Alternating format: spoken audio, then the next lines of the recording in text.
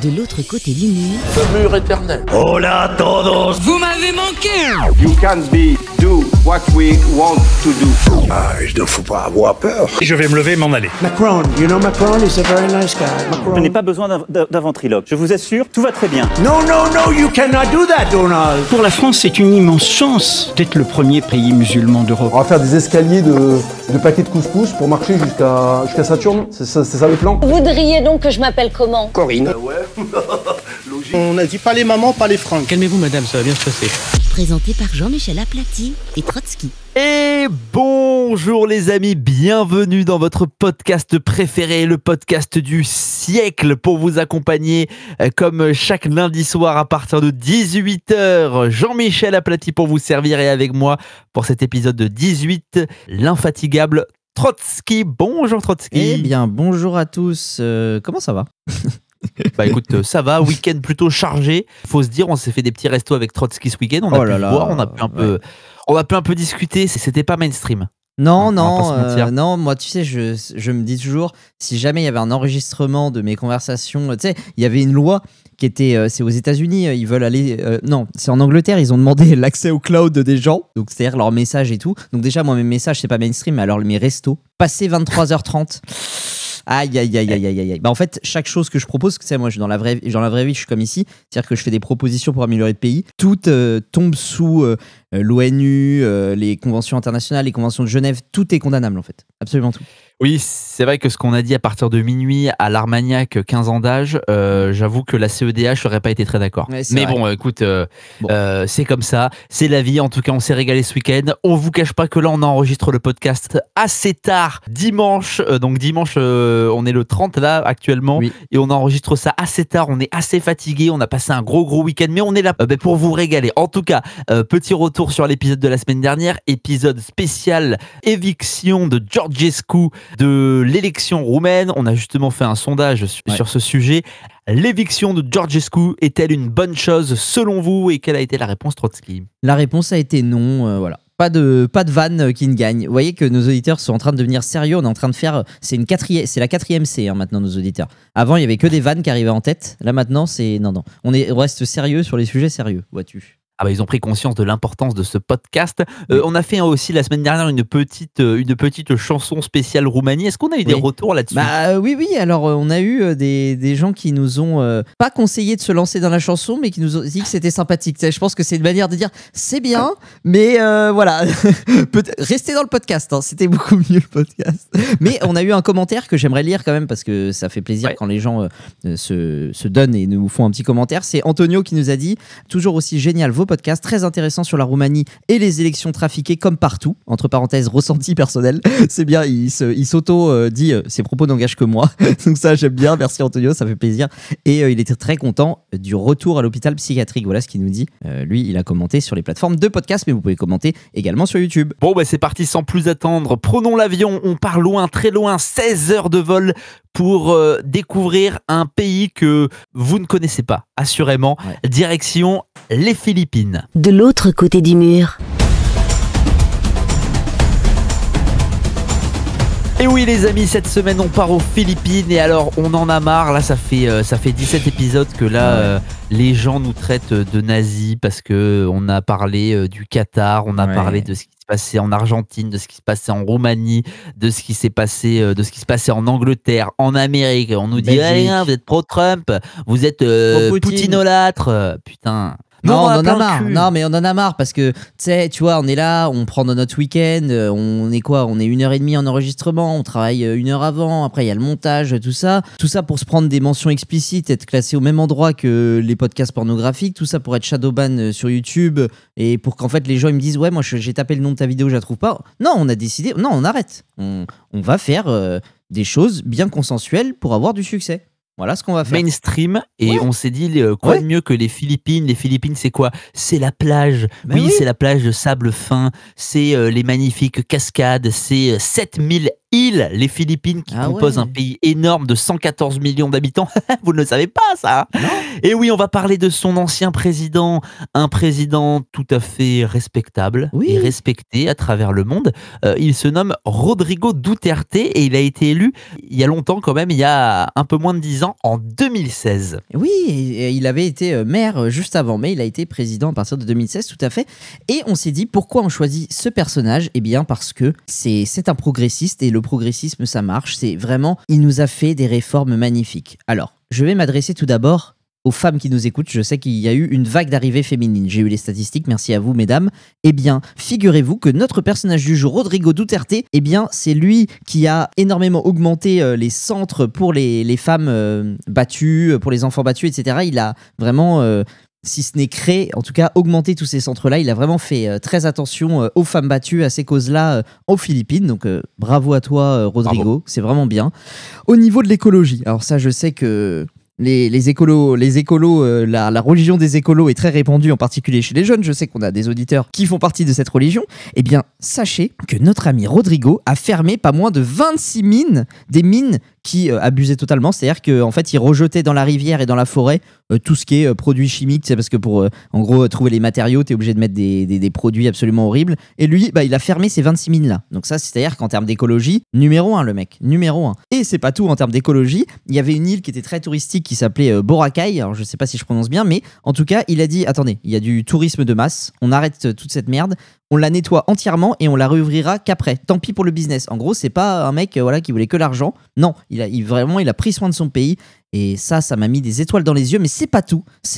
Il a donné, c'est lui qui a créé l'école gratuite pour tous les Philippins. Parce qu'avant, c'était payant. En particulier, d'ailleurs, l'université qu'il a rendue également gratuite aux Philippines. Donc, il a permis d'éduquer sa population. Vous voyez que c'est vraiment là, on est dans le socialisme le plus pur. C'est magnifique, c'est génial. YouTube, les gars, faut nous promotionner. Là, peut-être qu'on aura même une pub à France 2. Là, c'est génial. Vraiment magnifique ce Rodrigo. Et je vais finir par une seule chose. Il a mis l'assurance maladie pour tout le monde. C'est lui qui a démocratisé l'assurance maladie pour les Philippins. Donc ça, si c'est pas de la politique sociale, moi j'y connais rien. Mais...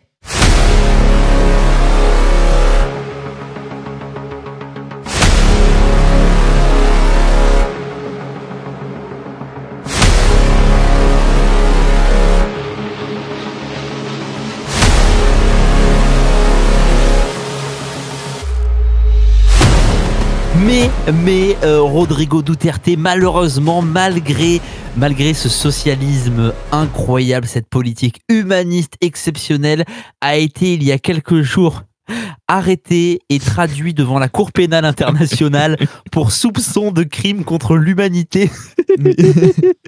Qu'est-ce qui se passe? Qu'est-ce qu'il a fait Duterte? Alors déjà, pour vous contextualiser un peu le personnage, pour que vous l'imaginiez, pour vous qui nous écoutez peut-être dans la voiture, Duterte, c'est un mix entre un Espagnol et un Chinois avec des chemises très très bon marché et des tongs. Voilà, ça c'est le président. Voilà, ça c'est vraiment le président des Philippines. Le mec, il a des tongs, il est à moitié chinois, à moitié espagnol. Tu sais pas ce que. Ouais. C'est un croisement improbable. Donc la Cour pénale internationale. Donc ça c'est vraiment au-dessus là. C'est c'est tout en haut là. C'est tout en haut. Mais là, c'est les plus graves. Estime qu'il existe des motifs raisonnables de croire que l'ancien dirigeant a commis un crime contre l'humanité, le meurtre en tant que co-auteur indirect lors d'une campagne contre les stupéfiants. Alors oui, Duterte, il est très écologiste, il est très socialiste, mais par contre, il supporte pas un truc, c'est la drogue. Ah ça non, il aime pas. La drogue. Ça lui donne des petits boutons dans le cou, et il n'aime pas avoir des boutons dans le cou, donc il est prêt à tout. Mais alors, quand on vous dit il est prêt à tout pour enlever la drogue, mais accrochez-vous parce que vraiment vous ne pouvez pas imaginer ce qu'il a fait. Moi, quand on a commencé à étudier ce sujet, je disais non mais arrête, t'abuses. C'est mon ami Jean-Michel Aplati qui m'a mis le doigt sur ça, il a dit non mais il a fait des trucs de dingue. Et là on va vous les dire, mais c'est fou. Déjà, et les déclarations et les actes, c'est incroyable. Ouais, alors il faut savoir que pour son entrée en tant que candidat à la présidentielle aux Philippines, il a déclaré la phrase suivante qui a beaucoup fait parler: Hitler a massacré 3 millions de juifs, il y a 3 millions de junkies aux Philippines, je serais ravi de les massacrer. Oui. Et alors là, vous vous dites, oui, les massacrer, mais c'est-à-dire, Duterte, en fait, massacre vraiment les gens. Quand il est un peu stressé, Duterte, il tue des gens. Oui, alors en fait, et la suite de la citation, c'est « Je serais ravi d'être le Hitler des Philippines ». Donc, si vous voulez, vous voyez que déjà dans le politiquement correct, tu vois ce que je veux dire, tu sais, quand ils écrivent des discours à 5, nos présidents de la République et tout, vous êtes sûr là du mot conséquence, faudrait peut-être dire action néfaste. Bah lui, tu vois, je pense qu'il n'y a pas de relecteur de ces discours. Je pense qu'il les envoie comme ça, le mec. Et alors, ce qui est absolument exceptionnel, c'est que là, vous nous dites massacrer, machin. Donc lui, il a commencé par faire un petit flou juridique, c'est-à-dire de dire, bien moi, j'encourage la police et des milices armées un peu paramilitaires à tirer sur les narcotrafiquants. S'il y a le moindre signe de résistance, on leur tire dessus. Donc là, vous allez me dire, oui, c'est juste une politique un peu autoritaire. Mais lui, non, il dit il l'a dit en 2016, que quand il était maire, il a lui-même tué des gens qui vendaient de la drogue. Voilà, lui-même. Oui. C'est-à-dire que t'es maire, qu'est-ce que tu fais? Tu fais des permanences. S'il y a quelqu'un qui a perdu son chat, je sais pas, une voiture qui est coincée sur les rails du train. Non. Lui, il est au stand de tir, mais en vrai. Pour vous dire, il était maire de Davao, qui était une des villes les plus craignos des Philippines. Et puis, après son mandat, Davao est devenue une des villes les plus safe des Philippines, avec un nettoyage, les amis, en profondeur. Le mec, il a pas laissé une poussière. Puisqu'il faut savoir que sa politique, lui, à Duterte, c'est pas forcément de tuer que les vendeurs, mais c'est aussi de tuer les consommateurs. En fait, ils ont pris le problème à l'envers, si tu veux. Voilà.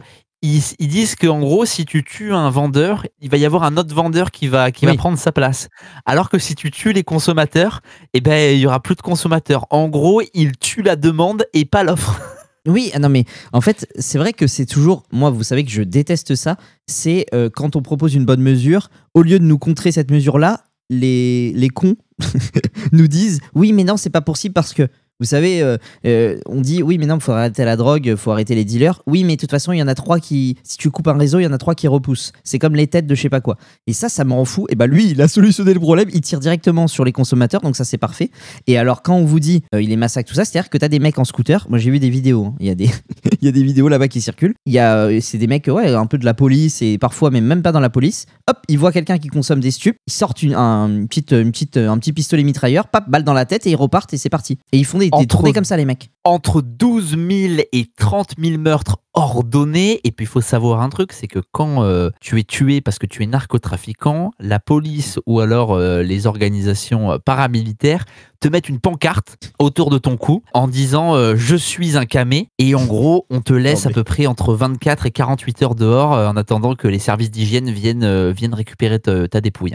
Je vous le dis, c'est très très ghetto. Alors, je vais pas prendre sa défense parce que c'est quand même un peu abusé. Ah bon? Mais voilà. Non, mais il faut savoir que c'était la drogue, la méthamphétamine, c'était vraiment un énorme poison dans ce pays. Pour vous dire que quand même, alors le mec a ordonné entre 12 000 et 30 000 meurtres. Aujourd'hui, 76% des Philippins approuvent son action. Oui. Non, mais t'imagines, un mec qui a tué 30 000 personnes peut-être, il y a 76% de la population qui disent oui, tout à fait. Donc encore une fois, la démocratie, c'était vraiment on fait ce que le peuple veut. Ça veut dire que il a raison et il faut continuer, entre guillemets. En tout cas, ce qui est sûr, c'est que Rodrigo Duterte n'est pas un monstre froid, puisque Duterte laisse une chance quand même aux gens. Oui, il laisse une chance aux consommateurs. En gros, il dit que voilà, si t'es drogué, on te laisse la chance de te désintoxiquer. Et pour ça, c'est très simple. Il suffit d'aller te dénoncer à la police en disant bonjour. Je suis un camé. Et tu as un cours de Zumba par semaine avec la police. D'accord. Et si tu rechutes, on te flingue. Alors, moi, là, si tu veux, je comprends pas qu'est-ce que le cours de Zumba vient faire là? Parce qu'en fait, c'est censé désintoxiquer les gens, c'est censé les occuper. C'est ça le truc le plus productif. On s'est dit, attends, parce que là, on va avoir 40 millions de mecs. Est-ce qu'on leur ferait construire des routes, nettoyer la ville? On va leur faire des cours de Zumba. C'est artistique, c'est bien, ça va les faire bouger, ça va les Je ne comprends pas ce que les cours de Zumba viennent faire dans cette histoire. Est-ce que c'était un pari? Je pense que c'est un pari, tu sais. Il a fait comme nous un dîner, tu sais. Et puis il a dit, en vrai, Rodrigo, c'est quoi? Si les mecs se dénoncent et ils font des cours de Zumba, tu les tues pas. Allez, pari tenu, il y a pas de galère. Mais alors, le problème, c'est que tu sais que là, je sais que ceux qui nous écoutent ne vont pas me croire, en fait. Et c'est ça tout le problème, c'est que les gens ne vont pas me croire. Mais moi, j'ai regardé des reportages les plus mainstream monde, les gars. Ouais. J'ai regardé des reportages de Arte. Et ils sont sortis il y a 2 semaines. Donc c'est hyper récent ce qu'ils ont fait, Arte. Oui. et tu vois réellement des policiers donner des cours de Zumba aux gens qui se sont auto-dénoncés d'être des putains de toxicos. Et je peux vous dire que les gars, le fait que si t'es un toxico, tu te fasses flinguer, je peux vous dire que ça dissuade des gens. Alors déjà, faut savoir que il y a une surpopulation carcérale de 1000% aux Philippines. 1000%. Ouais, non mais genre il y a des un des reportages mainstream que j'ai regardé pour préparer l'émission, les mecs vont dans une prison de 300 personnes, il y a 5 à 6 000 personnes enfermées dans cette prison-là. Et du coup, ils montrent des images, des trucs, ça se passe comment là? C'est quoi le truc? Ils sont en fait, ça se passe pas. Les gens ne peuvent pas bouger en fait, si tu veux. Et attends, mais le truc le plus fou, c'est pas ça. Tu vois les journalistes arriver en prison et dire aux mecs, alors bon, vous êtes condamné parce que vous êtes un dealer et tout. Vous avez pris combien? Et les mecs, et tous les mecs que les journalistes interrogent, disent tous, notre jugement n'est pas encore passé, mais pour tout vous dire, je suis pas très très pressé de sortir. Je pense que je suis plus en sécurité en prison. Bah oui, parce que et les mecs. Non, mais les mecs ne veulent pas sortir de prison. Alors que c'est l'enfer total là-bas, quoi. Mais ils veulent quand même pas sortir. Non, mais c'est. Les mecs ne veulent pas sortir de prison. Donc Duterte a nettoyé en profondeur des villes comme Manille. Sa maison de campagne à Davao est un lieu de pèlerinage. Donc les Philippins vont pour je sais pas si on dit vraiment se recueillir. En gros, il a mis une putain d'affiche de lui en carton juste devant le portail de sa maison, et tout le monde va là-bas pour se faire des photos avec la photo cartonnée. Enfin bon, bref, Duterte, les gars, c'est exceptionnel. Et au bout d'un moment, en fait, Duterte a tellement nettoyé en profondeur qu'il lui manquait des armes. Non, mais donc ça, du coup, qu'est-ce qu'il a fait? Quand tu tires tellement sur ta population que t'as plus d'armes, mec, je veux dire, hormis si t'es la Syrie, c'est compliqué. Hein. Ouais. Donc du coup, qu'est-ce qu'il a fait? Il a demandé aux États-Unis. Mais le problème, c'est que Obama a refusé. Voilà, il lui a dit non, mais t'es pas assez démocratique. Voilà. C'est ça. Moi, je vends déjà des armes à 7 pays dans le monde, si tu veux, donc pas toi. Voilà. Je peux pas. Mais Obama lui a dit non, toi, tu fais des trucs de fou, t'es malade ou quoi? 2 heures avant de rencontrer Obama, en visite officielle, en conférence de presse, Duterte l'a insulté de fils de pute. D'accord. Oh putain, je vais te dire. En fait, ça se voit qu'il se censure pas. Lui, ça se voit que il y a des questions qui se posent dans nos cerveaux européens et que lui, pas trop. Duterte insulte Obama de fils de pute. Il insulte Dieu de fils de pute. Il insulte Daesh de fils de pute. Ah oui, parce que j'avais oublié de vous dire, les Philippines, les gars, sont gangrénés par des califats islamistes. Oui, Daesh est venu s'installer aux Philippines. Mais oui, ils prennent des villages entiers et tout, comme au Mali. Oui. C'est ça. Donc Duterte a déclaré qu'il mangerait leur foie. Et il a tué à peu près 600 personnes du califat islamique. Donc Daesh a rebroussé ce chemin en la présence de Rodrigo Duterte. On va s'installer à Molenbeek, c'est beaucoup plus safe. Ou dans le 9-3. C'est ça va être beaucoup mieux, putain. Non mais tellement la population kiffe Duterte, les mecs ont littéralement sorti un jeu vidéo sur lui. Donc le jeu vidéo est totalement improbable. Tu le vois avec un flingue et tu vois des toxicos arriver face à lui, et le but c'est de buter un maximum de toxicos. Et à un moment dans le jeu, tu vois son opposante principale arriver. La meuf, elle est franchement, c'est abusé, elle est caricaturée, elle fait 350 kilos dans le bâtards, jeu. Putain, et tu vois Duterte la buter comme jamais. Mais c'est exceptionnel. C'est exceptionnel. Quand j'ai découvert ce pays et surtout ce mec, je me suis dit, oh putain, mais en France, on est à des années-lumière de ça. Nous, on en est quand même sur le CSA. Tu peux avoir des signalements, tu sais, si tu veux, parce que t'as coupé la parole à quelqu'un, tu sais. Et putain, eux, ils en sont à faire un jeu vidéo où tu tues des opposants politiques. Non, mais putain, on est quand même pas dans le même monde. Et vous savez que moi, dans les qualités que je lui trouve à The Gala, j'ai une petite admiration pour les gens qui ont pas le temps et qui passent à l'action directement. C'est-à-dire que Trump, moi, ce que j'ai apprécié, c'est qu'il est arrivé, il a commencé à faire des ordonnances de partout, et au moins, il a appliqué son programme directement. Parce que nous, en France, oui, alors attendez, parce qu'en fait, il faut qu'on fasse une proposition de loi via un groupe à l'Assemblée. Ensuite, ça va y avoir une navette vers le Sénat, et vous comprenez, c'est compliqué parce que le Conseil constitutionnel, ça me dégoûte. Mais lui, il est arrivé. Donc il se fait élire en 2016 et au bout d'un mois à peine, il ose l'opération. En fait, c'était toc toc toc à la porte des suspects. Bon, c'est moi qui l'appelle comme ça. Hein. Ça s'appelle Hoplong Chok Chong, toc toc toc toc hang. Hoplong Chok Hang, ça s'appelait. Et en fait, le principe est simple. On a une liste de suspects. C'est-à-dire une liste de gens qui sont soi-disant des consommateurs ou des dealers. On va frapper chez eux. Bonjour monsieur, c'est la police. S'ils ne se rendent pas immédiatement, on considère qu'on peut leur tirer dessus. Et là, il a tué 6000 personnes dans cette opération-là. Voilà, c'est-à-dire qu'on va sonner chez toi. Bonjour monsieur, le moindre signe de résistance, hop, on tire. Donc c'est-à-dire que ça a commencé fort ce mandat. Pour le coup, ne croyez pas que que nous sommes des fervents admirateurs de cette politique-là. Hein. Enfin, moi en tout cas, de mon côté, je sais pas toi Trotsky. Bon, moi je pense que c'est un peu abusé quand même, tu vois. Mais je me dis quand même que, bon, déjà il y a un côté dissuasif évident. Voilà. Oui. Mais pour nous, en tant qu'Européens, c'est vrai qu'on voit ça avec des yeux complètement... En fait, on a des barrières que les Philippins n'ont pas, si tu veux. Ouais, en fait, moi, tu sais quoi, je me prononcerai pas pourquoi, parce que j'ai pas envie de faire le français de merde, et ça, on adore faire ça, qui, de notre petite position de français dans notre ville, avec notre situation, va donner des grandes leçons à d'autres pays où on n'est jamais allé et on se rendait pas compte. Parce que en vrai, si tu vis dans un ghetto de toxicos qui agressent les gens non-stop et tu peux plus vivre, je me dis que évidemment que peut-être que ça nécessite des solutions plus radicales. Et comme nous, on n'a pas vécu leur enfer de la drogue, et là, ça c'est premier point. Et deuxième point, si 70% des gens sont satisfaits, c'est quoi? On va faire comme tous ces médias mainstream qui disent « Ah non, mais les Américains, en vrai, il y a que les bourrins et les cons qui votent pour Trump. » Et en fait, le mec, il gagne même au vote populaire. Donc là, c'est quoi? Les Philippins, on considère que 72% c'est des cons, des bourrins? Ou alors peut-être qu'en fait, le mec leur a juste permis de reprendre une vie normale, entre guillemets. Tu vois ce que je veux dire? Moi, je ne vais pas prendre ce parti-là de les juger comme ça tu vois, de ma France en disant « Ah, c'est con, ils sont obligés de tirer sur les dealers, c'est des merdes. » Non, ils avaient visiblement une gangrène et ils ont coupé le membre, voilà. Alors évidemment, c'est très violent, etc. Mais c'est aussi de la com, parce que quand le mec dit « J'en ai tué moi-même », ça c'est pour faire stylé, tu vois. Le mec a quand même été élu avec 40% des voix, parce qu'il n'y a pas de second tour là-bas. En gros, c'est tu gagnes dès le premier tour et c'est fini. Oui. Donc c'est la démocratie, on appelle ça. Voilà. Parce que le second tour, c'est inventé pour enlever l'extrême droite. Hein. Pour info. Hein. Bon, bref, oui. Donc le mec a été élu quand même avec 40% des voix, ce qui est quand même énorme. D'où le fait que on peut se poser la question de savoir si oui, est-ce que son action était vraiment nécessaire? Est-ce que parce que le mec ne s'est pas caché hein, pendant la campagne, c'est ça qu'il faut savoir. C'est que le mec a clairement dit je vais buter tout le monde en fait. Et c'est d'ailleurs ce qu'il a fait en tant que maire de Davao. C'est qu'il a nettoyé en profondeur et il était connu pour ça le mec. Hein. Oui. Et puis il a dit bon la police. N'hésitez pas à tirer sur les dealers, vous aurez l'impunité. Voilà, moi je vous blanchis, il n'y a pas de souci. Donc si tu veux, il a incité tout le monde à tirer sur les dealers. Il l'a dit, moi-même je l'ai fait. Donc c'était pas caché, hein. C'était totalement... il n'a pas surpris les gens. Donc les gens ont voté pour lui à 40% et maintenant ils sont 70% à être contents visiblement. 76% à être contents de sa politique. Alors il n'a pas pu se représenter puisque aux Philippines, il faut savoir que c'est des mandats de 6 ans et où tu ne peux pas te représenter une deuxième fois. Ça c'est encore la démocratie.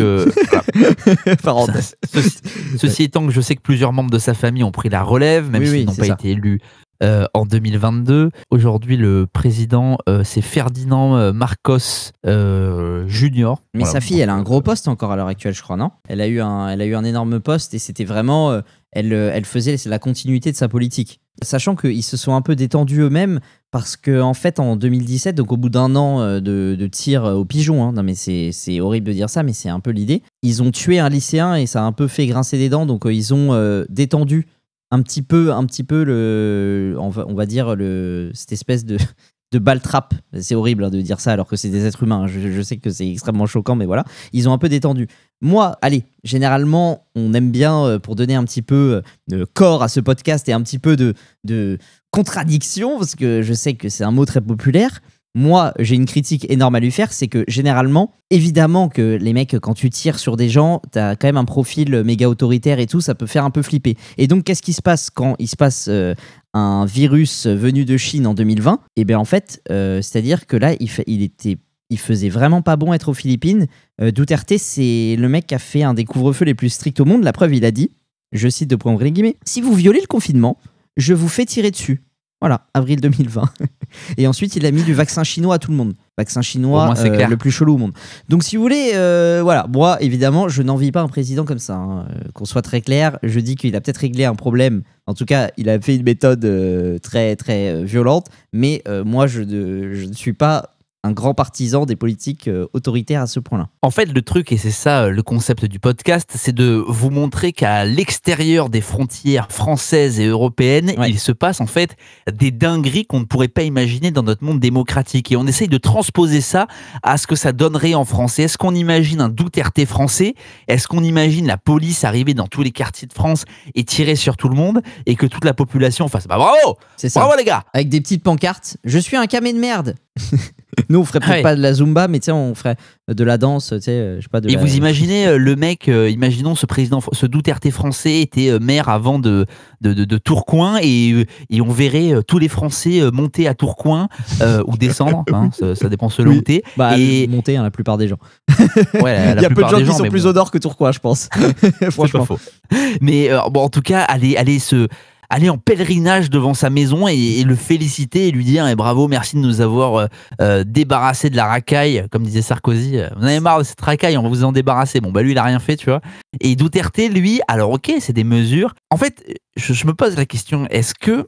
Alors évidemment, c'est pas bien de tuer 30 000 personnes, même si c'est des camés, même si c'est l'horreur, etc. Oui, et puis surtout, t'as toujours des erreurs. Enfin, t'imagines bien que les mecs, quand tu tues des gens dans la rue, en scooter, hop, tu t'arrêtes, tu mets une balle dans la tête, tu repars.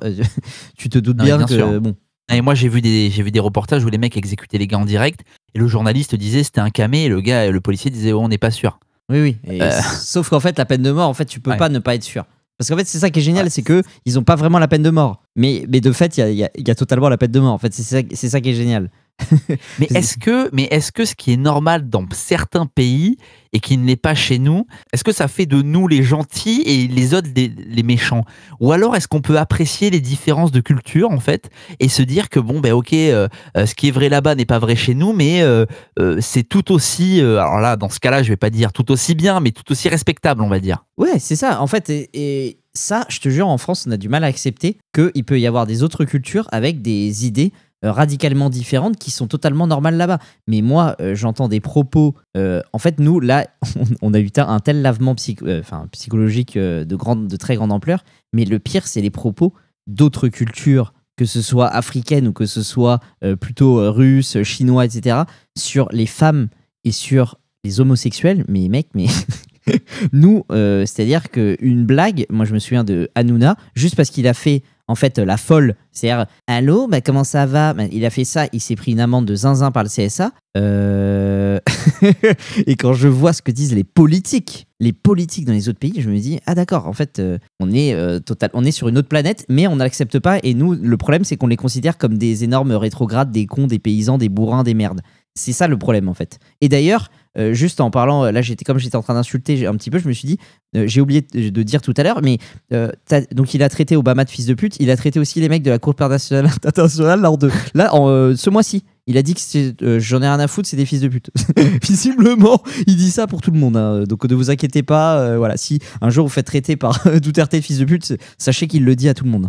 Et alors à un moment, je l'ai vu dans un des reportages que j'ai regardé, donc il fait libérer un prisonnier philippin d'un camp djihadiste, quoi. Donc il le reçoit devant la presse, etc. Et il fait donc un discours, bon bref, et il parle de cette guerre des gangs et il dit le mec s'excuse, il dit bon désolé, on a nettoyé comme il fallait, mais pas assez. Donnez-moi encore 6 mois au moins. Ouais, non mais la folie mentale du truc est exceptionnelle. Non mais nous pendant ce temps-là en France, on se pose la question s'il faut. J'ai vu ça dans Envoyé spécial sur France 2. Les mecs faisaient un reportage sur les prisons françaises. On va en parler d'ailleurs tout à l'heure. Ouais. Et Élise Lucet dit certains politiques ont une mesure choc, expulser les criminels et délinquants étrangers. C'est très choc. Vous vous rendez compte? Ouais. Non mais pour nous ça c'est choc. Pour nous, ça c'est choc. Mais alors Duterte, mais qu'est-ce que c'est en fait? Mais en fait, tu vois, là on est dans le cœur de pourquoi de l'autre côté du mur. C'est que nous, on a la tête dans nos débats sur oui, est-ce qu'il y a un lien entre immigration peut-être et délinquance? Oui, est-ce qu'il faut travailler plus tard parce qu'en fait le système des retraites, machin.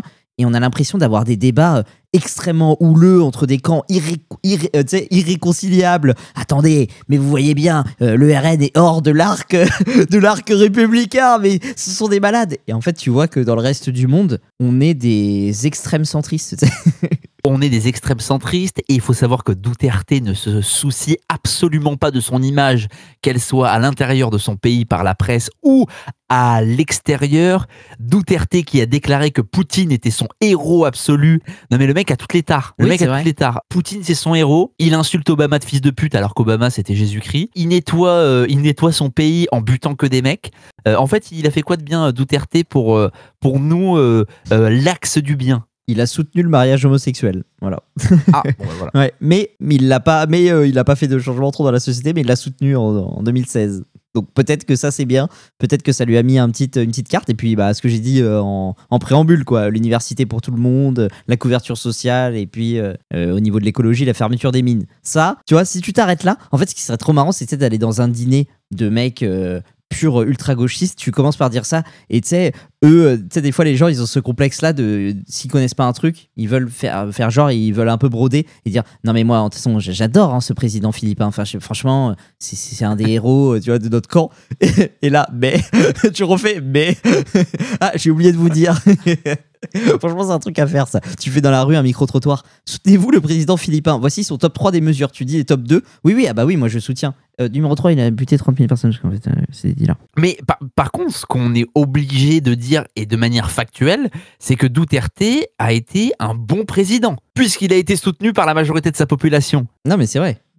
En fait, il est là tout le paradoxe. On est nous obligés de dire que quand même, bon, buter des mecs parce que c'est des toxicos, c'est peut-être un peu exagéré, mais de l'autre côté, on est obligé de reconnaître que c'est quand même un bon président. Oui, et que si vous soutenez la démocratie, la parole au peuple, ils sont satisfaits et bien qu'ils continuent. Ou alors vous êtes contre la démocratie. Exactement. En fait, il est là le vrai principe de la démocratie. Qu'on l'aime ou qu'on ne l'aime pas, mais c'est que le mec a fait un mandat de 6 ans, 76% des gens ont adopté ces mesures, le félicite pour ces mesures, aurait souhaité qu'il continue. En fait, on est obligé de s'incliner, on est obligé de dire, oui, démocratiquement, c'est un bon président, son peuple l'aime et le remercie. C'est ça, c'est que visiblement, il a réglé des problèmes qu'il y avait à régler. Bon, eh bien, la parole aux Philippins, le pouvoir aux Philippins, aux Philippines, hein. Moi, j'ai envie de te dire. Tout à fait, surtout que c'était un pays vraiment gangréné. Alors attention, hein, c'est toujours un peu le cas quand même. Si vous allez à Manille en vacances, ne croyez pas que c'est la fête, hein, les gars. Ne croyez pas que vous allez être en sécurité non plus. Mais en tout cas, il a fait un travail quand même assez énorme de nettoyage et d'enfermement des gens problématiques. J'ai écouté une interview de Bukele, le président du Salvador. Oui. Et il y a des journalistes qui lui disent oui mais putain quand même le droit des délinquants à avoir un avocat, à être représenté, à avoir des médecins, il faut respecter leurs droits. Et lui il dit mais moi j'en ai marre qu'on me parle du droit des délinquants. Alors évidemment qu'ils ont des droits, mais je pense d'abord aux droits des gens honnêtes. Et en fait pour préserver l'intérêt général, le mec dit bon bah écoute, moi, je veux préserver les gens honnêtes, les gens qui ne trafiquent pas de la drogue, qui ne tuent pas des gens. Et donc, eux, je vais les préserver et je vais les mettre bien. Mais par contre, les mecs qui posent problème, on va faire en sorte qu'ils posent plus problème. Et je vais protéger l'intérêt général. Voilà, plutôt que les putains de droits des délinquants. Et en France, en fait, aujourd'hui, on est confronté à ce problème-là.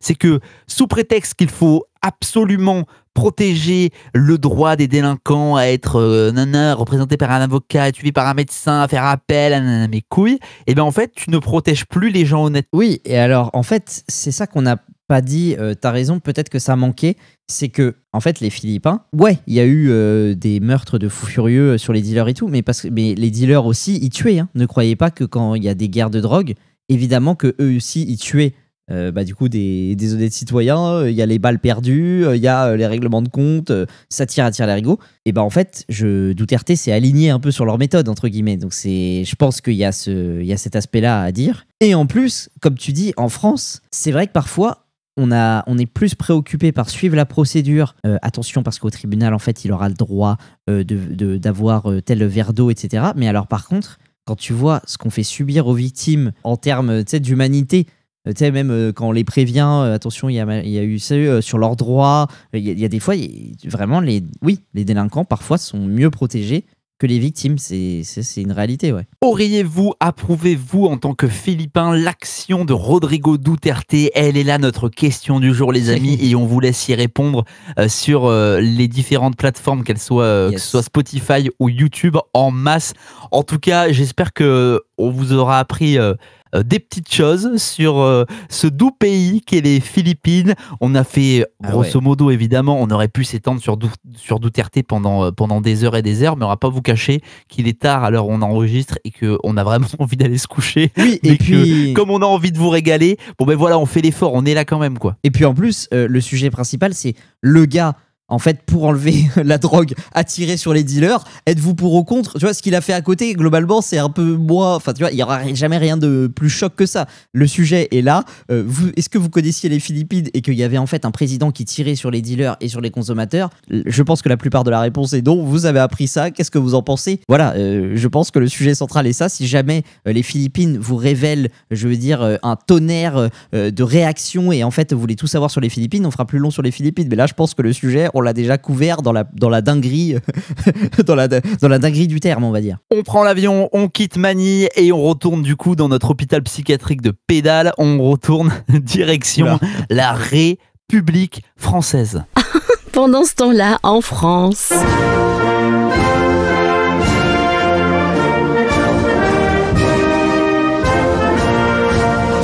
Oui les amis, la République française qui se distingue évidemment par son gauchisme toujours plus horrible évidemment. Et alors là cette semaine les amis, on a du très très lourd, mais avant on voulait vous faire écouter un petit son qu'on n'a pas eu le temps de vous faire écouter la semaine dernière, c'est celui de Marine Tondelier. Oui, il faut savoir que Marine Tondelier a été choquée. C'est vrai que c'était dommage de ne pas l'avoir mis. Petit rattrapage, parce que Marine a les chiffons, Marine. L'affaire du meurtre de Jamel Benjala, qui est à Dunkerque, et qui a été assassiné par le chef dans le Nord des Brigades Patriotes du Nord, qui est un groupe fasciste, un groupe Telegram, avec beaucoup d'inscrits. Chez lui a été retrouvé une vingtaine d'armes, dans son coffre une arme chargée, une machette, des drapeaux de la France, et il a assassiné donc... Voilà, je vous ai mis un petit replay, je vous ai mis le petit replay du but, pour que vous ne ratiez pas le but. Donc elle fait l'inventaire de toutes les armes, ce qu'on a trouvé. Il y a des armes, des machettes, ce que vous voulez, un bazooka, des tanks dans son coffre et des drapeaux de la France. L'horreur. Non mais t'imagines? Quasiment le nazisme. Non mais... Et ça, c'est une représentante politique, une politique française qui dit ça quand même. Oui, et qui fait genre 10% dans les sondages. Il y a des gens qui la trouvent très sérieuse et qu'elle est géniale. Ouais. Donc pour eux, en fait, le drapeau de la France, c'est quelque chose... En fait, tu prends un bazooka ou un drapeau de la France, pour eux, c'est pareil, quoi. Oui, mais comme avaient dit les deux youtubeuses, je rose les écoutes, parce que quand tu m'as donné ce son-là, je me suis dit, attends, ça me fait penser à ces deux personnes financées par le CNC, on les écoute, on en parle juste après. Ton arrière-fond de vidéo, c'est un drapeau de la France. Ouais. Pour moi, ça veut dire que t'es un facho, il n'y a pas de débat. Ouais. Parce que sinon, il n'y a pas de raison de mettre un drapeau de la France. Mais non, mais là, il y en a qui vont te répondre, on peut quand même être patriote. Oui. Mais d'ailleurs, c'est un argument qu'utilisent les fachos dans l'autre sens. Mais on devrait être fiers de notre drapeau. Et oui, donc c'était à propos de Thibaut Inchep qui met un drapeau dans sa salle de sport. Ce qui équivaut à un crime. Hein. Ça si elles étaient présidentes des Philippines, ça vaudrait comme les dealers, si vous voulez. Et en fait, donc là, Tondelier et ces meufs-là nous disent que c'est très grave. C'est un signe de reconnaissance entre fachos de mettre le drapeau de la France. Non mais t'imagines. En plus, là, encore une fois, pour faire de l'autre côté du mur ce qui se passe dans les autres pays, mais juste aller aux États-Unis. C'est-à-dire que tu sais, une maison sur deux, les mecs, ils ont leur drapeau aux fenêtres et tout. Nous, on doit en avoir honte. Non mais c'est... Tout le paradoxe, c'est que ces gens-là ont honte du drapeau français, mais ne rechignent pas à sortir tous les samedis avec des drapeaux palestiniens dans les mains. Oui, c'est là, ça va. Oui. Et c'est par contre, eux, il faut défendre leur territoire, leur patrie aux Palestiniens. Ah ça, oui, queer for Palestine, bien sûr. Oui, c'est vrai. C'est vrai que, comme tu disais la dernière fois, eux, ils ont le droit d'avoir des frontières, par contre. Hein. Ça, oui. Mais alors nous, certainement pas. Attends, tu rigoles ou quoi? Le gauchisme est une maladie mentale. Preuve est faite. Le Secours catholique en a fait une très très belle cette semaine, les amis. Ça a été en top tweet France pendant des jours et des jours. On a découvert la vidéo d'une bénévole au Secours catholique accueillant des migrants mineurs isolés de 35 ans. Je vous propose d'écouter ça. Bonjour Aboubacar. Alors nous sommes au Secours catholique avec Aboubacar et on fait des créations cet après-midi. Alors moi je suis en train de faire une jolie boîte. Ce sera la petite boîte positive de toutes les semaines. Et toi qu'est-ce que tu fais Aboubacar? Moi je fais des collages. Oui, enfin tu colles les images, donc tu fais du scrapbooking. C'est bien. Et maintenant je suis avec Yula. Waouh. Tu peux me montrer vite? Ah mais non, c'est pas collé. Ah bah alors, c'est magnifique. Tu nous montreras à la fin? Je reviens vous voir dans 1 heure. Ok. Allez, à tout à l'heure, Yula. Merci. C'est joli, hein? Waouh. Bravo, Yula. Après, Aboubacar. Oh là là là là là là là là. Tu sais que quand j'ai... Il y aura rien au-dessus cette année. Hein. On est le 30 mars, enfin 31 du coup. Il y aura, ça va être dur de faire mieux cette année. Ça va être très très dur. Tu sais que quand j'ai vu cette vidéo, je croyais que c'était une parodie. Ah ben, tu fais une parodie, t'oses pas aller jusque là, hein, parce que là il y a. Mais est-ce que non mais est-ce que ça c'est pas la définition la plus totale du racisme? Ah bah oui. Ah mais oui. Parler, parler comme ça à des mecs mineurs isolés de 35 ans. puis moi je me mets dans la tête de Aboubacar et de Youla là. Tu fais du les mecs ils ont 35 ans. Ouais. Non mais des mecs ils ont 35 ans. Donc déjà bon. Donc les mecs ils viennent de Guinée. Voilà. Donc ils ont traversé toute l'Afrique, ils ont pris un canot un canot de pneumatique Décathlon. Donc ils ont traversé la Méditerranée, ils sont arrivés en Italie ou en Espagne, je sais pas où ils sont arrivés encore. Ouais. Hop, ils arrivent en France. Donc là ils tombent sur des associations qui leur disent les gars, vous êtes des mineurs isolés. Hein. Donc n'oubliez pas, vous avez 17 ans. Donc déjà les mecs doivent se mettre bon OK, j'ai 17 ans, alors je m'appelle Aboubacar, j'ai 17 ans, je m'appelle Aboubacar, j'ai 17 ans.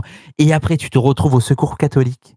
On t'avait vendu en Afrique, dans ton pays, on t'avait vendu le rêve français, tu sais, l'argent qui pousse sur les arbres, ce genre de choses. Ouais. Et là, tu te retrouves avec Marie-Hélène au Secours catholique en train de faire des coloriages et des collages. Oui, et qui te parle comme ça. Bonjour Aboubacar. Putain, mais attends. Là, pour le coup, je vous le dis, là, je comprendrais totalement le lien entre délinquance et immigration. Moi, personnellement, tu vois, t'es là, tu viens de faire 6000 km sur la Terre en risquant ta vie et t'arrives et... Bonjour Aboubacar. Là, tu vois ce que je veux dire? Je peux pas non plus totalement aller contre lui. Oh, putain. Non, mais c'est exceptionnel. Mais en plus, vraiment, c'est exceptionnel. En fait, comme tu dis, mais c'est là. Enfin, si moi je jouais dans la catégorie des gauchistes qui disent que tout est raciste, homophobe, machin, je dirais que aussi c'est raciste parce que c'est-à-dire que c'est horrible. Donc, elle ne le laisse pas parler. Elle lui parle comme un enfant. Alors, qu'est-ce que tu fais là, dis donc dès que le mec dit un mot, elle le corrige, mais de manière horrible. Il dit, bah en fait, je fais des coloriages. Et lui, et elle, non, mais c'est du scrapbooking. Putain, avec des mots qui n'existent pas, elle te corrige en lui disant que non, c'est pas du tout ça et tout. Oh, en lui parlant comme une idée. Enfin, en fait, elle parlerait, je pense, l'âge moyen à qui elle parlerait, c'est peut-être un enfant de 4 ans, quoi. Elle lui parle comme un enfant de 4 ans, elle le filme. Enfin, non mais, l'humiliation, c'est rare hein, de la faire vidéo, les gars, la vidéo dure 5 minutes, hein. Je l'ai raccourci volontairement, mais elle a fait le tour de tous les migrants. Donc, on avait Pedro, donc Youla, Aboubacar, et je sais plus qui encore. C'était exceptionnel. Hein. Mais vraiment. Ah putain, le scrapbooking. Ça, après, les mineurs isolés de 35 ans, ils sont pas très vifs aussi. Hein. Mais bon, ça excuse pas. Ça excuse pas ce comportement mais putain, mais on est où là? Non mais tu t'imagines que donc tu mets en place cet atelier. Déjà, bon, moi j'ai quelques petits doutes. Tu te dis, attends, ça va être une super idée, on va filmer ça, et tu le postes. C'est-à-dire que pour elle là, c'est une super opération qu'elle a faite. Est-ce que c'est pas quand même grave jusqu'au bout, ça te dit, ah, c'est bien ce qu'on leur fait faire. Hein. Là, on leur fait faire du coloriage, mais attends, mais même s'ils avaient 16 ans, pourquoi tu leur fais faire du découpage-collage là? Enfin, quel est le projet final de tout ça là? Donc ça, si vous donnez au Secours catholique aujourd'hui, sachez que bon ben voilà, ça va notamment là-dedans. Putain, pourquoi pas? Ah ben non, c'est pas collé. Non mais comment elle lui parle, mais t'as envie de... Là, t'as envie de violence. Là, t'es obligé. Faut vite que tu passes à un autre sujet parce que je vais basculer dans le sexisme là, très rapidement. Oui, météo, menace de mort. Oui, un présentateur météo a été menacé de mort. Je vous propose d'écouter le son et vous allez peut-être comprendre pourquoi ou pas. Nous sommes influencés par un courant de secteur nord-est avec de l'air froid en provenance d'Allemagne, notamment ce matin où les températures étaient quand même souvent proches de 0 degré, avec donc cet anticyclone sur les îles britanniques et cette dépression sur l'Algérie qui nous envoie donc quelques nuages élevés, notamment sur les régions méditerranéennes. Donc quasiment pas de précipitations. Donc le mec a été menacé de mort. À ton avis, pourquoi? Tu te fous de moi parce qu'il a dit qu'il y a une dépression sur l'Algérie? Ouais. Mais non. Sérieux? Mais en fait, j'aimerais bien te vanner en te disant que je te piège, tout ça était un prank, on est le 1er avril, ça c'est demain, c'est le 1er avril, lol, tu m'en as fait en avance. J'aimerais que tu me dises ça.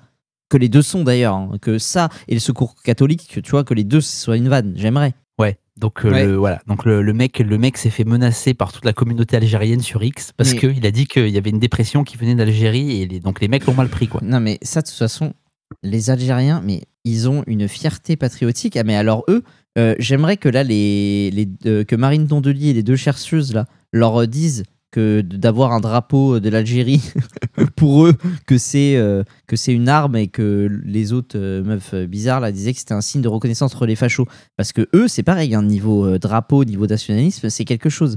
Moi, il y a quand même des Algériens que je connais qui sont totalement éclairés sur tous les sujets, très intelligents, etc. Mais alors par contre, quand ils me parlent de la boxeuse là, algérienne, non. Là, leur cerveau se ferme et l'algérienne, non, pas du tout. Bah attendez, tu rigoles ou quoi? C'est islamophobe comme la République. Et là, c'est parti, c'est islamophobe, tout est islamophobe, machin. Putain, et ça, je te jure que pour eux, c'est compliqué. Hein. Il y a des sujets, c'est compliqué. Waouh!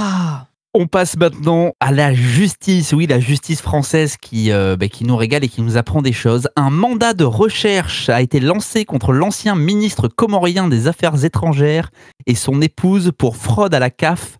Le préjudice s'élève à plus de 250 000 €. Oui, aux yeux de la justice réunionnaise qui a émis contre lui un mandat de recherche international, l'ancien ministre des Affaires étrangères et de la coopération internationale des Comores est un fugitif visé depuis novembre 2020 par une enquête préliminaire ouverte par le parquet de Saint-Denis de la Réunion pour fraude présumée à la CAF à hauteur de 251 000 € entre 2015 et 2021.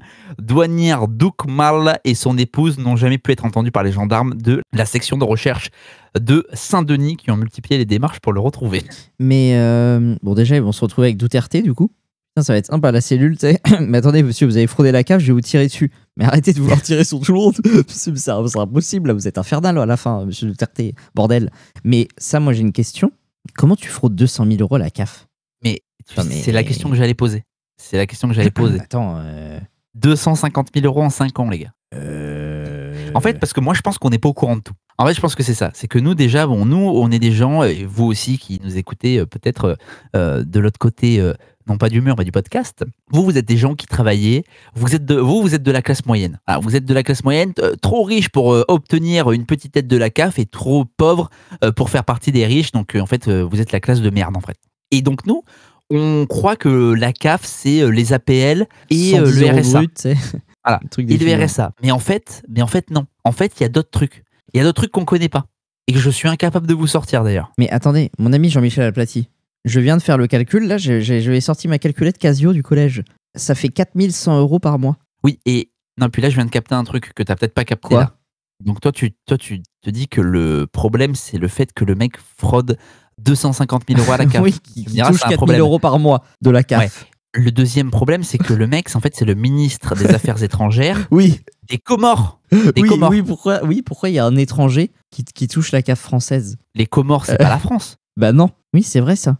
Non, c'est vrai que oui. Non, mais, oui, c'est vrai que moi j'ai commencé à faire des calculs d'apothicaire, mais excusez-moi, mais non, mais il y a peut-être un problème. Ah oui. Non, mais il y a peut-être un problème en fait. On est les putes du monde entier. Il y a des mecs qui touchent des retraites, ils ont 150 ans dans tout le Maghreb. Il y a le putain de ministre des Affaires étrangères comorien qui touche 250 000 € de la CAF. On file 120 millions d'euros par an d'aide publique au développement à la Chine. En fait, on est quoi? On est des tapins en fait. Oui, et je te ferais dire que tu sais, les djihadistes, mais je l'avais déjà dit une fois, les djihadistes du 13 novembre, il y en avait 2-3 qui avaient leur carte vitale qui continuait en Syrie. Les mecs, ils étaient en Syrie, déclarés djihadistes et tout, ils avaient une carte vitale qui fonctionnait. Ils remplissaient une feuille de soins. Oui. Putain, mais. Non, mais. Pourquoi on a un ministre d'une nation étrangère qui peut toucher 250 000 € de notre pays? Attends, on a trop d'argent. On a trop d'argent. Non, mais vous voyez pourquoi on parle d'hôpital psychiatrique, les gars? Parce que là, on est en plein dedans. Mais c'est pas fini. Oh putain. Oui, c'est pas fini parce que vous dites, bon, bah, ok. Au moins, la justice est là. Oui, la justice est là, ouais. Écoutez bien ça. Le projet d'agrandissement du centre pénitentiaire prévoit la construction d'un théâtre ouvert au public et dans lequel seront employés les prévenus.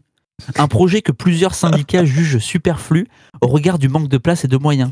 Ce théâtre me sort par les yeux. Catherine Forzy ne cache pas sa colère. La surveillante pénitentiaire, représentante locale FO au Baumette, la célèbre prison marseillaise, ne comprend toujours pas pourquoi le projet d'agrandissement du centre pénitentiaire comprend la construction du premier théâtre ouvert au public en milieu carcéral dans lequel joueront et seront embauchés les détenus pendant les représentations. Embaucher? Non mais attends, avant toute question, comment ça embaucher? Ils vont pas être payés pour faire du théâtre? Si. En fait, tu vas aller voir Cyrano. En fait, tu vas aller voir non pas Cyrano de Bergerac, mais Cyrano de Mostagadem. Donc tu vas aller voir Karim. Tu vas aller voir Karim et tous ses copains. Les mecs qui vont chanter. Écoutez les Gascons. Non, là, c'est pas écouter les Gascons. Oh, mais attends. Mais... C'est toute la Gascogne. Non, là, c'est pas toute la Gascogne. Non, là, c'est la Kabylie. Non, mais attends. Voilà. Attends. Mais comment ça Non, mais putain. Donc, on est d'accord, là, il faut qu'on parte sur un constat commun où tout le monde sera d'accord. Nos amis qui nous écoutent absolument tous les bords politiques et toutes les tendances. À chaque fois qu'on dit il faudrait quand même mettre plus de gens en prison, que les gens qui ont des peines les appliquent, etc. Réponse, oui mais non, désolé, on n'a pas assez de place en prison. Et donc quand on décide de faire une extension d'une prison, preuve en est que d'ailleurs on peut construire des prisons, on préfère mettre des mètres carrés pour des théâtres qui vont embaucher. L'argent vient d'où ? Dis-moi que c'est l'argent des spectateurs qui payent leur billet, parce que si c'est l'argent en plus de la prison, c'est-à-dire mon argent, c'est-à-dire l'argent public, c'est-à-dire notre argent à tous, là non. Dis-moi que c'est les billets des spectateurs. Ça se trouve, c'est même pas dit encore. J'ai pas de précision. En fait, j'ai pas de précision. Et comme il est fort probable que ce soit ton argent, je préfère rien dire. Oui, je pense. Ouais. Mais et du coup, il y a des surveillants et des détenus qui vont faire du théâtre ensemble, c'est ça ? Non. Il y a que les détenus. D'accord. Ouais. Mais du coup, ils vont être. Enfin, en fait, les surveillants, ils vont forcément être mobilisés pour surveiller pour truc. Sinon, les mecs vont se barrer ou je sais pas. Donc, c'est-à-dire que là, ça va coûter de l'oseille, en fait. Enfin, alors, si les surveillants surveillent comme à Maubeuge, on est mal barré. Oui, à Maubeuge, oui. Je sais pas si t'as vu ça. Non. Un détenu profite d'une sortie au zoo pour s'évader. Le détenu de la maison d'arrêt de Maubeuge dans le Nord a profité d'une sortie au zoo ce vendredi 28 mars pour s'évader selon les informations du Figaro. Lui et d'autres détenus participaient à une visite au parc animalier au cours de l'après-midi quand il a réussi à échapper à la surveillance. Le mec, il est arrivé dans la cage des lions ou dans la cage du perroquet. Bonjour Aboubacar.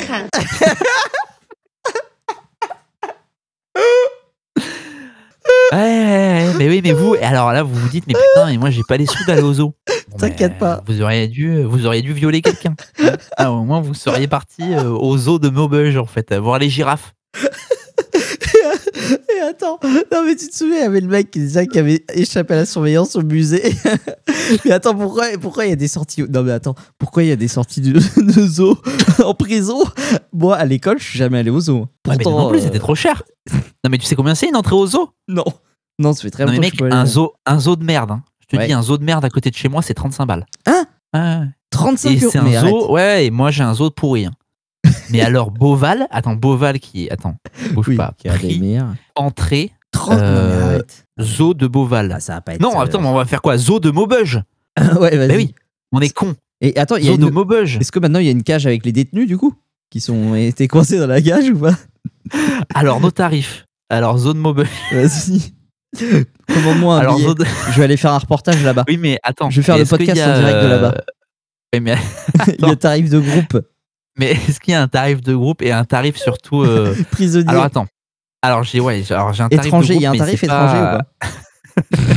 Alors attends, bouge pas. Tarif enfant de 3 à 16 ans, c'est 9 €. Ouais. Plein tarif à partir de 17 ans, c'est 14,50 €. Tarif réduit pour les Maubeugeois.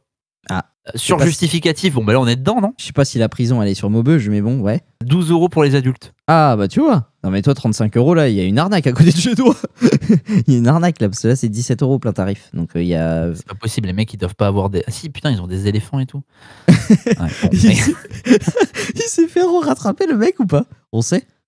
Ben non, il est là, si vous le croisez, il est peut-être à côté de chez vous. Bon, du coup, on va partir du principe qu'ils étaient 20 à la visite. Et on va faire 20 fois 14,50 €. Ah oui, donc toi tu dis qu'ils habitaient tous à Maubeuge. Oui, c'est le zoo de Maubeuge. Oui, mais voilà. Tu penses qu'ils... Non, là je prends plein tarif. Non, mais là je prends plein tarif. Plein tarif, c'est 17. Donc... C'est 17 balles, on t'a dit. Non, c'est 14,50. 14,50 plein tarif. À partir de 17 ans. Ça va faire 300 €, un truc comme ça. Ouais, c'est ça, c'est 300 balles. Ouais, mais là, j'ai pas compté les surveillants. Donc, on va dire qu'il y a 20 mecs. Allez, plus quoi, 10 surveillants ? Visiblement pas assez. Hein. Peut-être qu'il n'y avait pas de surveillants. Plus 10 surveillants à 14,50. Ouais, ça nous fait, on va arrondir, ça nous fait une sortie à 500 balles. Ça, c'est cadeau. Non, mais là, tu oublies qu'il faut un quart pour y aller. Un quart pour revenir. Un quart, ça vaut cher. Hein. Ça vaut cher, un quart. Ouais. Ça se trouve, c'est des cars pénitentiaires. Putain, mais pourquoi ils vont au zoo ? Mais attends, c'est quoi la finalité ? Enfin, pourquoi ils ont eu droit à ça? Qu'est-ce qu'ils ont fait pour mériter ça? Ils ont tué plus proprement que les autres? Qu'est-ce qu'il y a? Ils ont violé, ils ont dit désolé. Ils ont fait comme au Danemark, là, ils ont parlé avec leurs victimes. Pourquoi ils ont eu droit à ça? Je comprends pas. Ouais. Bon, ça c'est vous qui financez, les amis. Non mais c'est bien, tu vois, les détenus font du théâtre. Puis ils se barrent. Non mais puis ils se barrent surtout, putain. Et puis ils se barrent. Non mais ils sont pas contents de tout ça. Non, mais moi je serais super content. Donc les détenus font du théâtre, les détenus vont au zoo. Et pendant ce temps-là, donc c'est comme ça qu'on récompense les détenus. Et pendant ce temps-là, à Montagnac, dans le 34. T'es en voyage. Ouais, on a Olivier. Alors Olivier, lui, il a investi 300 000 € pour rénover une église en ruine. Ah ouais, ok. Et il a été condamné en première instance par la justice à la détruire pour travaux non conformes. Voilà. Il a été relaxé en appel et la chapelle ne sera pas détruite. D'accord, mais ok.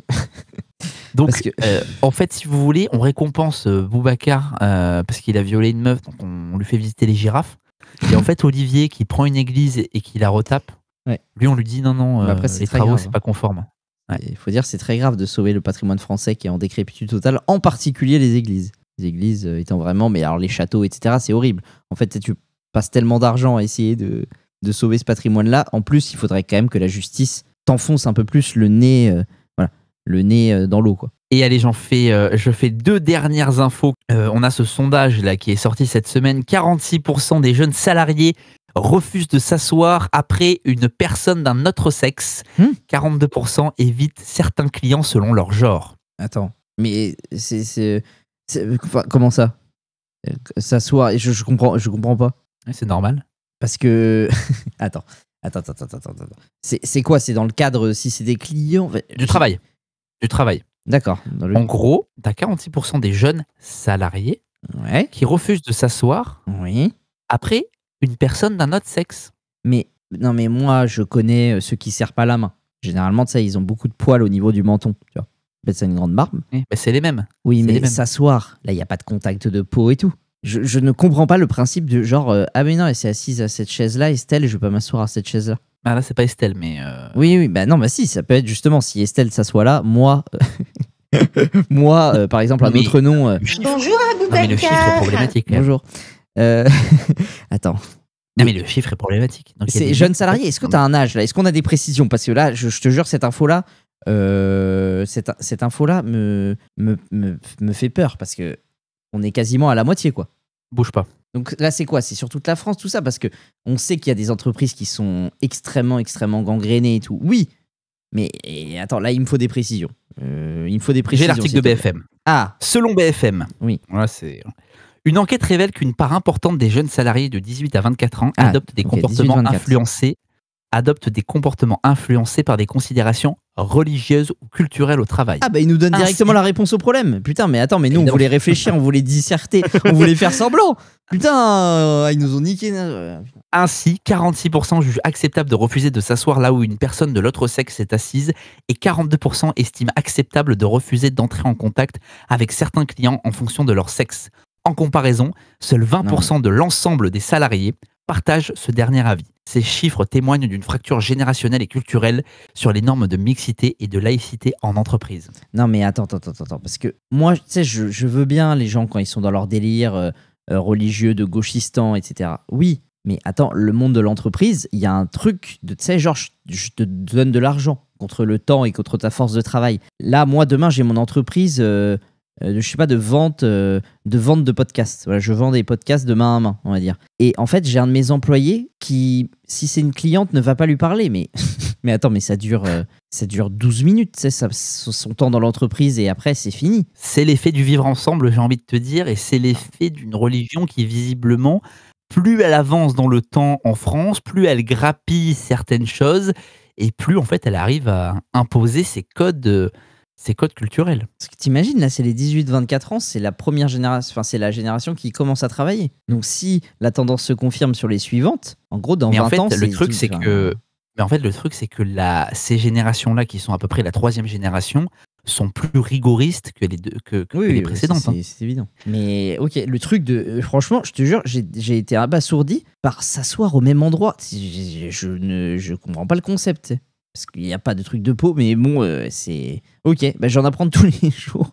C'est assez incroyable, et moi je comprends pas, parce que dans les entreprises publiques, ils font rien parce qu'on a peur des discriminations, tout ça. Mais attends, t'as un patron. Tu peux pas accepter que, en fait, il y a la moitié de tes clientes qui sont pas servies, tu vois. Non, monsieur, je sers des steaks uniquement à des hommes. Mais attends. Et là, va falloir expliquer ça aux féministes. Hein. Oui, mais bon, alors ça, elles vont te dire comme à la NIF, ah mais c'est moins d'1%. Oui, mais non, en fait.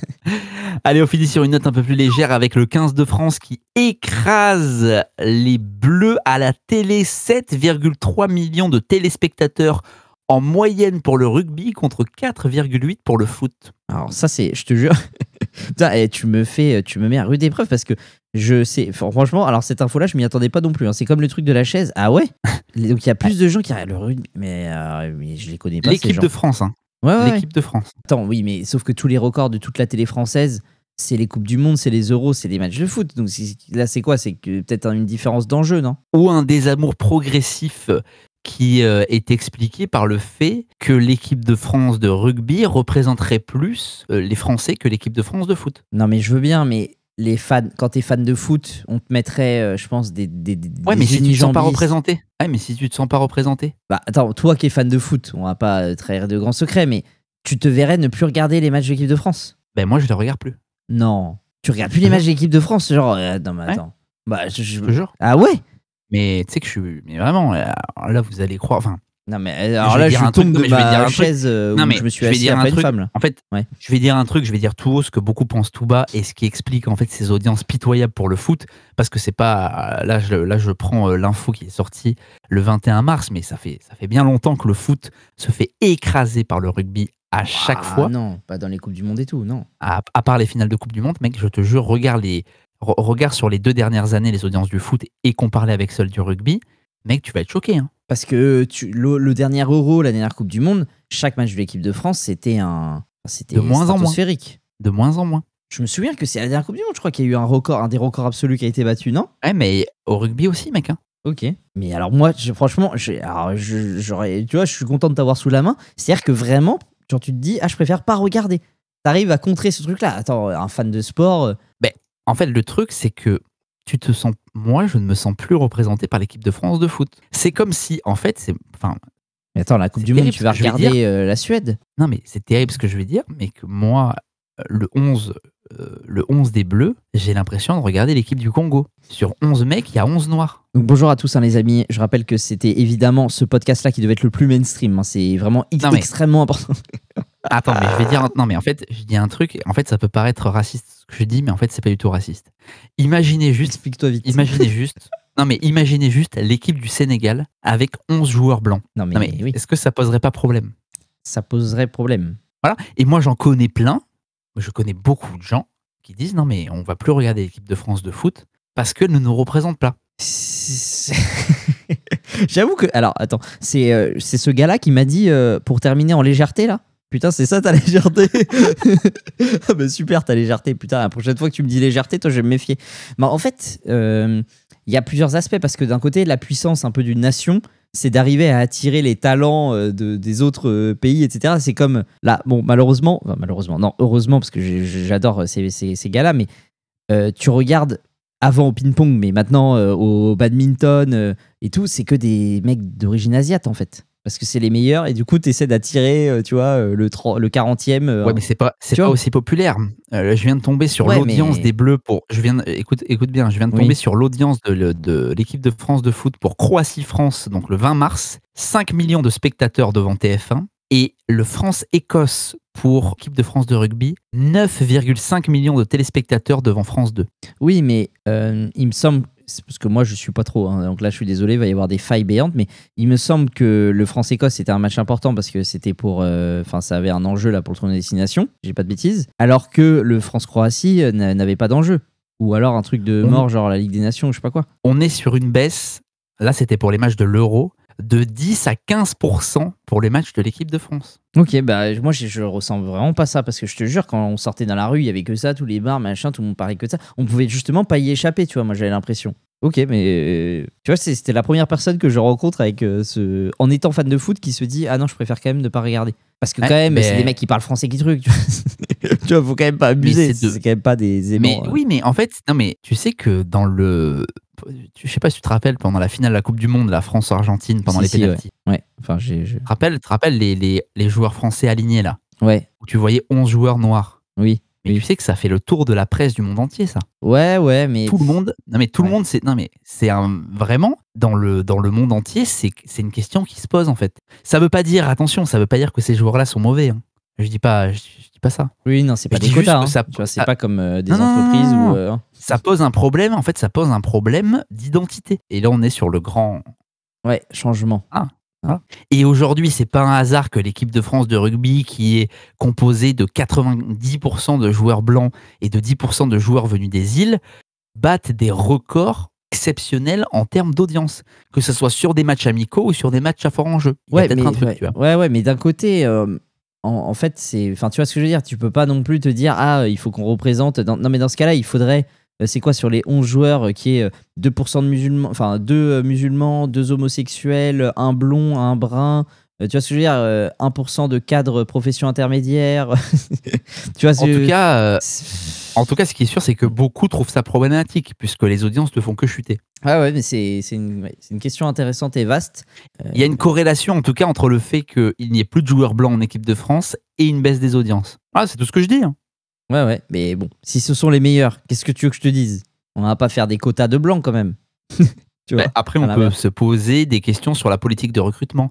Pourquoi c'est pas le cas en Italie? Pourquoi c'est pas le cas en Espagne? Pourquoi c'est moins le cas en Allemagne? Tu vois? Ouais. Et là, je t'avoue que je suis encore tout étonné, tout émoustillé. Tu vois, non, franchement, hein, que des fans de sport renoncent alors qu'ils ont ça dans les veines, les mecs. Tu sais, tous les 4 ans. Moi, je connais des mecs, je pense qu'en plus, il écoute celui dont je parle, dont je le salue. L'autre, il pose ses congés à chaque fois pendant la Coupe du Monde pour tout regarder les matchs, hein, le mec. Mais ça serait intéressant que tu fasses un sondage autour de toi. Ok, je vais le faire. J'adore les sondages. Et on se dit ça la semaine prochaine. Ok. Tu sais quoi, je vais demander, mais à mon avis, je sais pas si je vais en trouver beaucoup. Mais en tout cas, c'était intéressant. Merci de nous avoir apporté cet aspect-là, qui, je pense, n'est pas très relayé. Donc, on est là pour ça. Hein, nous, à chaque fois, on parle des sujets, on n'en parle pas vraiment ailleurs. Bon, les amis, il se fait tard. On vous cache pas qu'on est un peu crevé. La 3e rubrique action, les amis, ça va être simple. Nous, on veut faire comme Duterte. Voilà, c'est notre modèle. C'est lui, son modèle, c'est Poutine. Nous, c'est Duterte. Alors, big up. Non, mais sérieusement, c'est vrai que là, il est tard. On a passé un week-end de fou. On a envie d'aller dormir. En tout cas, on vous a régalé. Au moins pour ces 2 premières rubriques. On a fait quand même, à mon avis, un peu plus d'1 heure de podcast. Oui. Donc, vous allez avoir de quoi écouter. Mais c'est vrai qu'on n'a pas envie de disserter sur l'action à faire aujourd'hui. C'est clair. On en préparera une belle la semaine prochaine. Avec plaisir. Franchement, avec plaisir. Et au moins, je pense que tout le monde sera content qu'on ait été là quand même, malgré les enjeux des uns et des autres. Donc, en tout cas, ça nous a quand même fait plaisir de pouvoir parler de ce fameux président philippin et puis de toutes ces dingueries en France. Bon, merci de nous avoir suivis, les amis. N'hésitez pas à partager évidemment en masse ce podcast et ajouter des petits commentaires. Ça nous fait déjà monter dans l'algorithme et ça nous fait évidemment plaisir de savoir que vous nous écoutez et que surtout on vous régale en fait. Ça nous fait vraiment plaisir. Donc merci beaucoup de nous suivre et on se dit évidemment à la semaine prochaine du coup. Bonjour Aboubacar.